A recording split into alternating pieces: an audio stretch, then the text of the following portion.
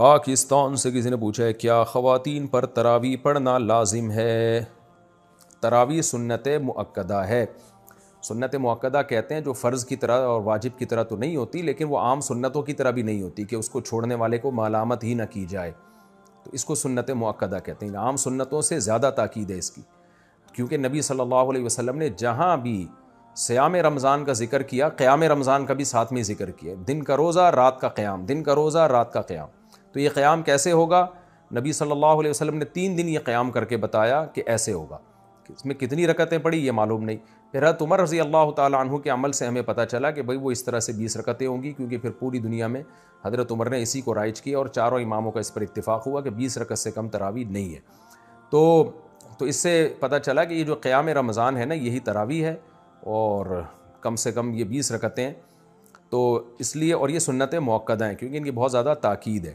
تو سنت مؤکدہ کا حکم یہ ہے کہ مرد ہو یا عورت دونوں کے لیے ایک ہی حکم ہے، الگ الگ نہیں ہے. ہاں، مرد بہتر ہے کہ جماعت سے پڑھیں، جماعت سے سنت مؤکدہ نہیں ہے، خوب سمجھ لیں. انفرادی طور پر بھی پڑھ سکتے ہیں، مرد ہو یا عورت ہو، لیکن جماعت سے پڑھنا افضل ہے، کیونکہ حضرت عمر نے جماعت قائم کی تھی، اور اس لیے تاکہ قرآن ختم ہو لوگوں کا. جن کو قرآن پڑھنا آتا ہے وہ جماعت کرائیں، جن کو نہیں آتا وہ قاری کے پیچھے سنیں. تو اب خواتین پہ تو مسجد کی جماعت فرض نماز بھی لازم نہیں ہے، تو تراویح کہاں سے لازم ہوگی؟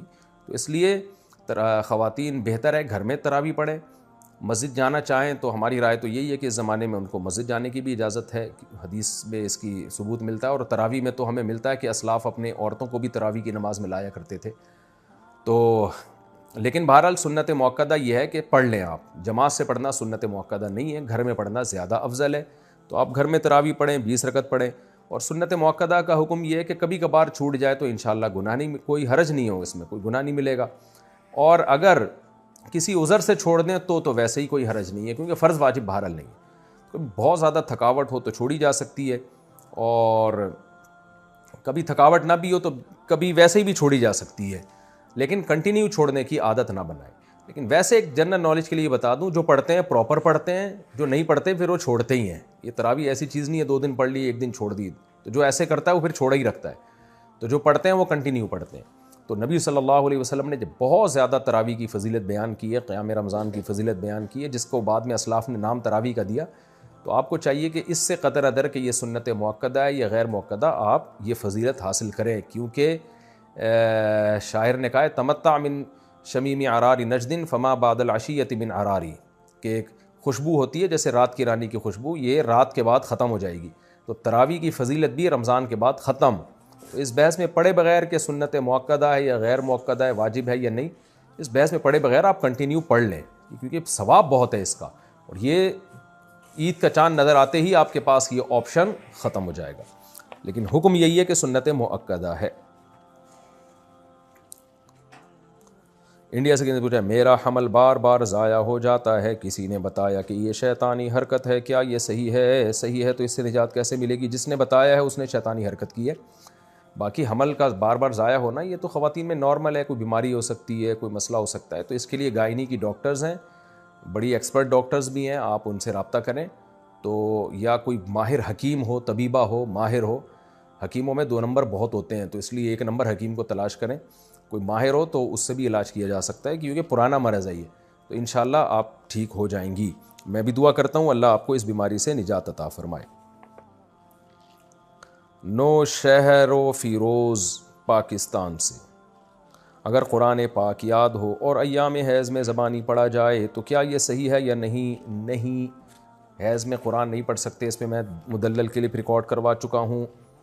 سیف الدین ضیاء دہلی سے، میرے امتحان شروع ہونے والے ہیں جس کا ٹائم 12:30 ہے، تو میں ظہر کی نماز کس وقت ادا کروں گا؟ بھائی یہ مجھے نہیں پتا آپ کے یہاں ظہر کے ٹائم شروع کب ہوتا ہے ختم کب ہوتا ہے. تو امتحان اگر 12:30 پہ شروع ہو رہا ہے اور ظہر کا وقت پہلے شروع ہو جاتا ہے تو پہلے پڑھ لیں ظہر کی نماز. اور اگر ظہر کا وقت 12:30 تک شروع نہیں ہوتا تو پھر امتحان ختم ہونے کے بعد اگر ظہر کا وقت قائم رہتا ہے تو پڑھ لیں، امتحان ختم ہونے کے بعد پڑھ لیں. اور اگر آپ سمجھتے ہیں ایگزامینیشن ہال میں جتنی دیر بیٹھوں گا ظہر کا پورا وقت ختم ہو چکا ہوگا، نقشے میں دیکھ لیں، میپ میں، یعنی جو جدول ہوتا ہے نا جس میں نمازوں کے ٹائم ہوتے ہیں، تو پھر آپ کو امتحان کے دوران نماز پڑھنی پڑے گی. اس کا طریقہ یہ ہے کہ آپ کسی بہانے سے چلے جائیں، واش روم چلے جائیں یا کہیں بھی وضو کر لیں اور پھر جا کے جلدی سے 4 فرض پڑھ لیں. آپ سنتیں ایسے مجبوری میں چھوڑ دیں آپ. لیکن فرض نماز کسی قیمت پہ قضا نہیں ہو سکتی، خوب سمجھ لیں۔ عائشہ اختر راجستھان انڈیا سے، ہمارے ہاں دو باتیں بڑی عام ہیں، ایک یہ کہ حشر میں ایک سوال ہوگا جس میں آپ سے پوچھا جائے گا کہ آپ کا پیر کون ہے، اگر اس کا جواب نہیں دے پائے تو جہنم میں جائیں گے۔ دوسری یہ کہ جس کا کوئی پیر نہیں ہوتا اس کا پیر شیطان ہوتا ہے، اس لیے پیر بنانا بہت ضروری ہے، تو مہربانی کر کے بتائیں کیا یہ باتیں درست ہیں؟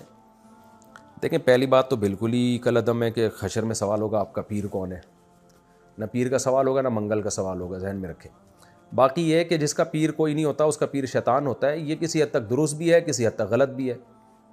درست اس سینس میں ہے کہ عام طور پر جب آپ کے پاس علم نہیں ہوتا اور آپ صاحب علم کو اپنا رہبر بھی نہیں بناتے تو آپ گمراہ ہو جاتے ہیں، پھر گمراہ لوگ آپ کو گمراہ کر دیتے ہیں، غلط قسم کے اسکالرز کے ہتھے چڑھ جاتے ہیں آپ۔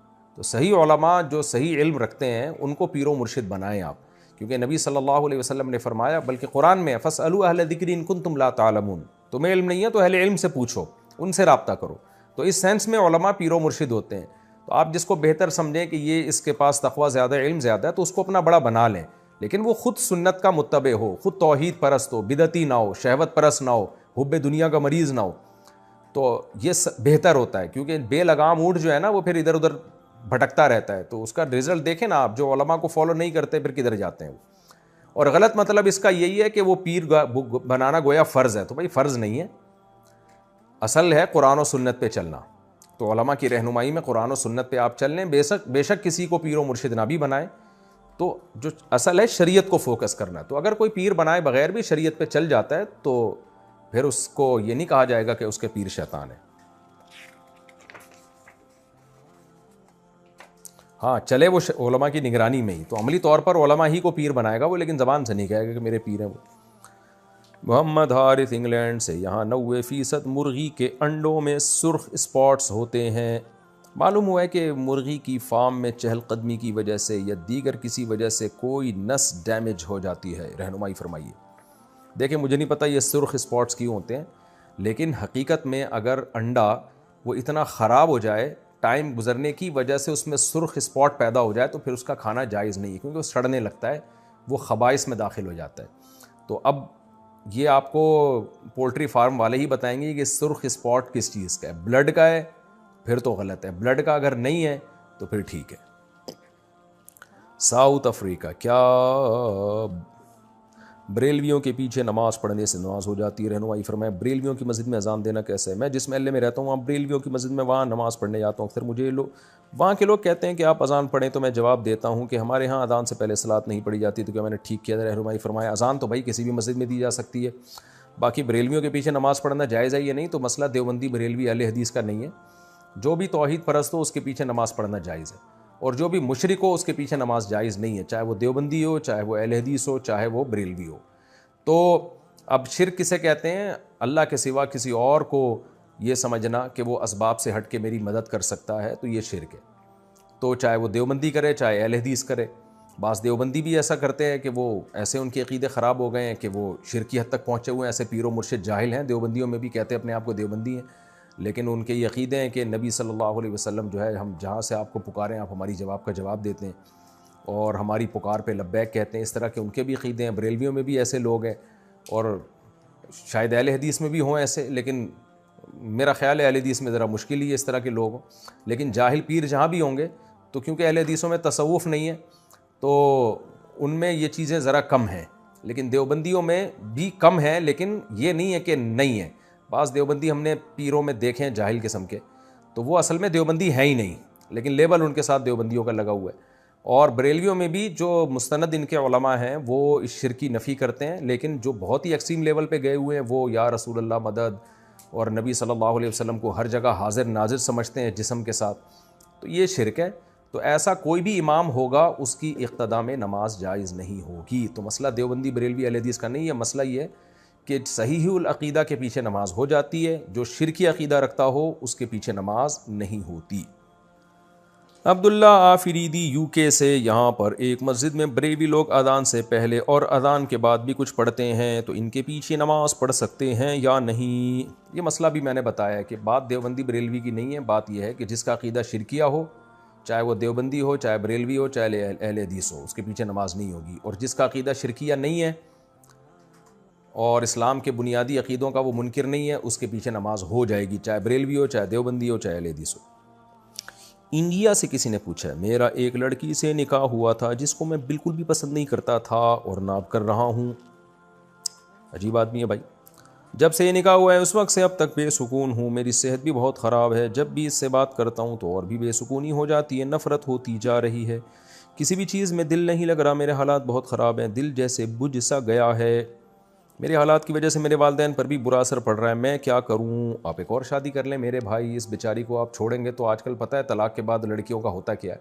اور دوسری بات، آپ کی غلطی ہے، آپ کو دیکھ بھال کے شادی کرنی چاہیے تھی، اگر آپ کو بالکل بھی پسند نہیں تھی تو آپ اڑ جاتے، آپ نے دوسرے کی زندگی کو اپنی ماں باپ کی بھینٹ کیوں چڑھا دیا بھائی؟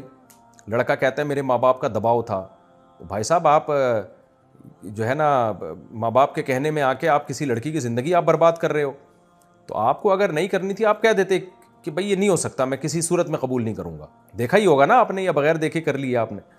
تو اب اگر آپ نے اس کو دھوکہ دیا اور اس بیچاری کو جو ہے نا ماں باپ کے کہنے پر نہ چاہتے ہوئے بھی شادی کر لی، تو اس میں لڑکی کا کیا قصور ہے؟ تو اس صورت میں ہم کبھی بھی طلاق کا مشورہ نہیں دیتے، لڑکیوں کے ساتھ حالات بہت خراب ہو جاتے ہیں طلاق کے بعد۔ تو آپ کے پاس اللہ نے ایک آپشن دیا، 3 مزید شادیاں کریں آپ، اور میں انشاءاللہ آپ کو دعوے سے کہتا ہوں جب آپ ایک اور شادی کریں گے تو اس پہلی بیوی سے بھی آپ کو محبت ہو جائے گی، کیونکہ آپ کی ایک ڈیزائرز ہیں جو جسمانی ڈیزائرز ہیں، وہ جب دوسری بیوی سے پوری ہوں گی تو اس کو آپ اس طور پر قبول ذہن کر لے گا کہ بھئی چلو میرے نکاح میں یہ پہلی عورت ہے جو میرے نکاح میں آئی ہے۔ انسان کو پہلی بیوی سے اس بیس پہ بھی محبت ہوتی ہے کہ میں جب کما رہا تھا تو پہلی عورت میری زندگی میں آئی ہے یہ، تو یہ بھی ایک وجہ ہوتی ہے۔ اب آپ دیکھیں نا لوگوں کی بیوی بوڑھی ہو جاتی ہے پھر بھی لوگ محبت کر رہے ہوتے ہیں، کیوں بھائی؟ یہ میری جو ہے نا زندگی میری اس کے ساتھ گزری ہے۔ تو میں مشورہ آپ کو نہیں دوں گا۔ باقی شرعی حکم کیا ہے؟ شرعی حکم یہ ہے کہ مرد جب طلاق دینا چاہے کسی معقول وجہ سے وہ طلاق دے سکتا ہے، بشرطے کہ طہر میں پاکی کے ایام میں 1 طلاق دے، ہم بستری کیے بغیر، وہ جو طلاق کا سنت طریقہ ہے، تو اس طریقے سے طلاق دیں گے، طلاق ہو تو جائے گی، لیکن بہرحال شریعت نے اس کو ناپسند کیا، اب غض الحلال، حلال ہونے کے باوجود ناپسند کیا ہے۔ تو حلال ہے آپ کے لیے ایسی لڑکی کو ڈیورس دینا، لیکن بہرحال ناپسندیدہ کام ہے، تو ناپسندیدہ کام کے کبھی بھی مشورے نہیں دیے جا سکتے، اور خاص طور پر اپنی بہن بیٹیاں جو آپ کی بیٹیاں بعد میں ہوں گی ان کو سامنے رکھ کے سوچیں کہ طلاق کے بعد بیچاری لڑکیوں کا حشر کیا ہوتا ہے۔ تو اس لیے آپ ان کو اتنا زیادہ بوجھ دل پہ نہ لیں، ایک اور شادی کریں، اور اس کے ساتھ جو ہے انشاءاللہ اس کے بعد آپ کے دل میں اللہ اس کی محبت بھی انشاءاللہ ڈال دے گا۔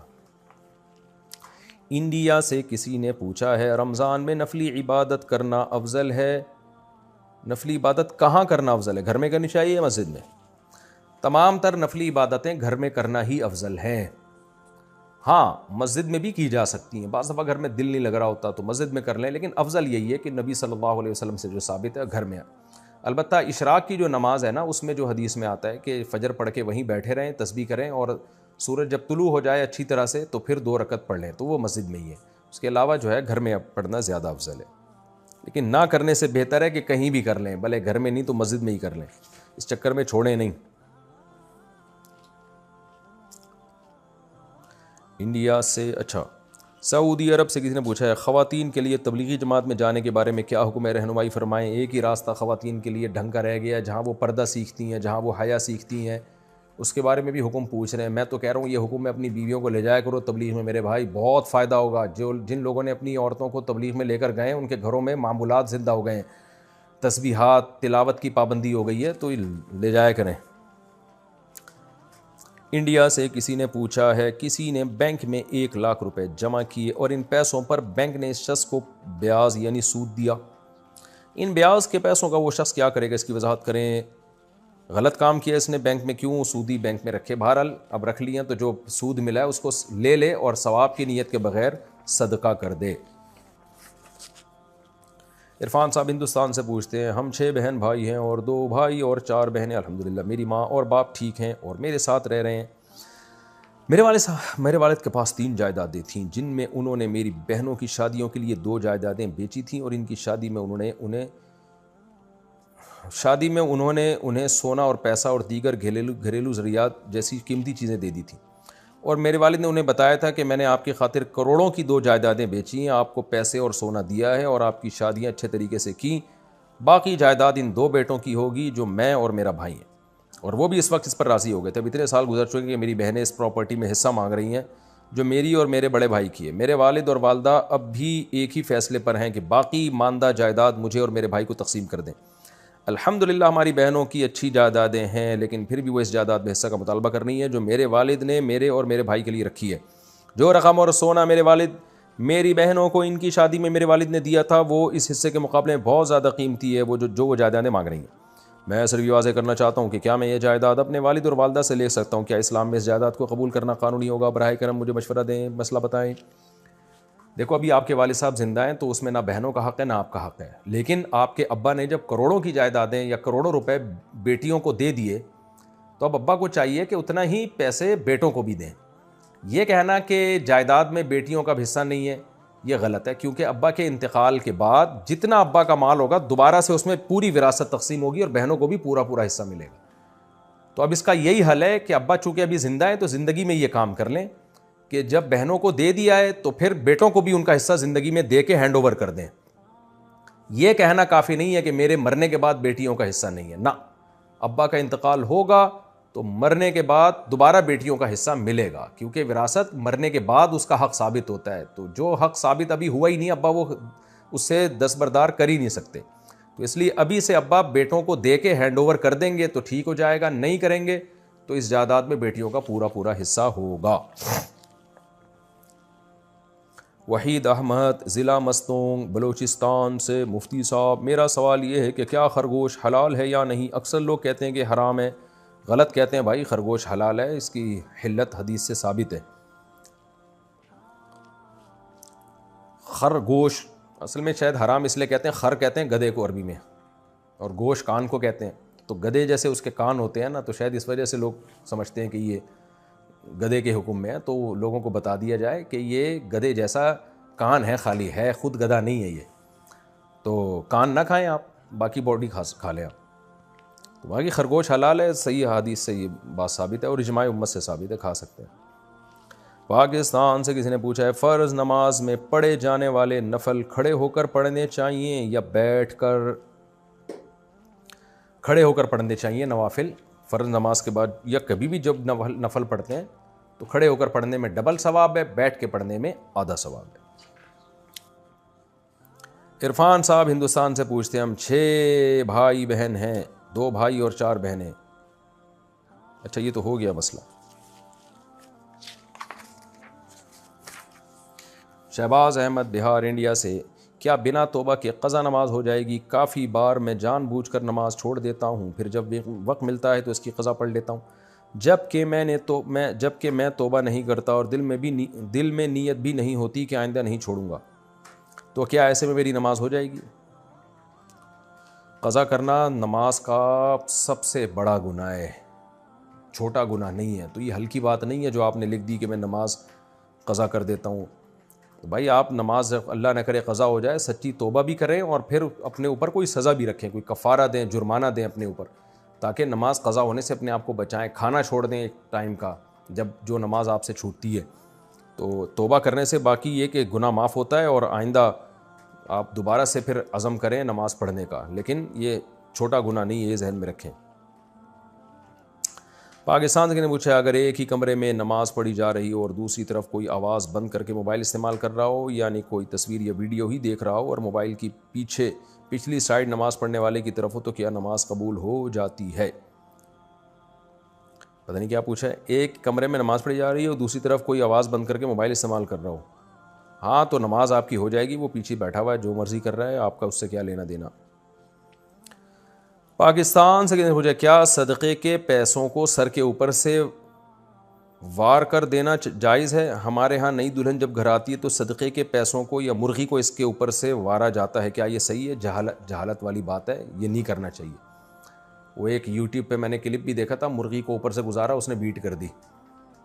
تو اور پھر مرغیاں ذبح کر کے صدقہ کرنا یہ بھی عجیب سی چیز ہے. لوگ سمجھتے ہیں خون بہنے سے بلائیں ٹلتی ہیں. تو جس غریب کو دینا ہے تو مرغی کی قیمت ہی دے دو اس کو، آپ وہ جو چاہے گا خرید لے گا. تو یہ دلہن کے اوپر سے نہیں گھمائیں، بس ویسی صدقہ کر دیں اور پیسے صدقہ کیا کریں، مرغیاں نہ گھمایا کریں. مسیح الرحمان حیدرآباد انڈیا سے. سعودیہ میں رہتا ہوں، فیملی کے ساتھ اس سال حج کرنے کا ارادہ ہے، مگر میرے والدین جو کہ انڈیا میں رہتے ہیں انہوں نے اب تک حج نہیں کیا. کیا والدین کو حج کرائے بغیر میں اپنی بیوی کو حج پر لے جا سکتا ہوں، اس کے بارے میں کیا حکم ہے؟ اگر آپ پر حج فرض ہو چکا ہے تو آپ پہلے حج کر لیں، اگر ماں باپ پہ حج فرض تھا تو پھر ان کو کرا دیں آپ، لیکن اگر ان پہ حج فرض نہیں ہے، آپ پہ ہے، تو پھر آپ پہلے کر لیں، ماں باپ کو پھر بعد میں کرا دیے گا۔ اور اگر یہ بات ہے کہ آپ پہ حج فرض ہے اور آپ بالکل ینگ ہیں اور ماں باپ اتنے بوڑھے ہو چکے ہیں کہ آپ کو خطرہ ہے کہ اگلے سال ان میں ہمت نہیں رہے گی، تو پھر ڈیلے کرنے میں بھی کوئی حرج نہیں ہے، پھر ماں باپ کو پہلے کرا دیں اور اگلے سال پھر آپ کر لیے گا۔